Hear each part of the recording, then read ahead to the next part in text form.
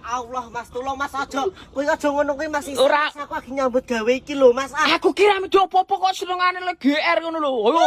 Sapa sing GR jenenge wong ayu yang ngene iki. Ya jelas to Mas nek GR. Kuwi Apa? mentelot. Kok terong gandul kok mentelot apane? Tanggung apa itu ngumpul terakhir? Iki lho Mas aku kerjane nek Pak Deku nglumpukke tak graji, ngono ki ceritane diskuk mobil. Oh, Ngono, semangat. tak lumpukke. Ono wong ayu kok sikile korengan ora kepiye. Iki rezekine lancar Mas. Iya. Bodo amat tanpa kulit Sing kae. penting nek wong Sing penting wong lanang nyambut gawe aja males-malesan. Nah, mumpung kowe ning kene ewange aku ora ben butuh mulai. Oh, lah kowe iki golek perkara ya harus senengane. Iya. Potongane kaya nitrowok. Aku iki keturunan ratu kali. Nini tawak. Wong bareng skondor kaya gitar Spanyol kaya ngene kok. Wis kok ngisor? Kaya bareng sae.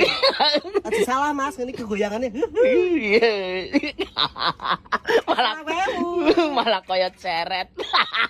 Ora guyon to, guyon lho. Nek cara. Cara saiki iki larang Mas timbang abrakan kowe kuwi. Mending carane iso nggodhok wedang. Lah, sini iki tresno karo aku kok. Ayo. Aku. Heeh. Sok gembak. Sumpah, nek ora seneng karo aku. Ora. Oh. Tenan.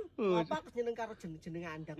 Coba ora ketemu seminggu no. Wani ora? Oh, wani banget. Perjanjian. Oke. Seminggu rasa ketemu.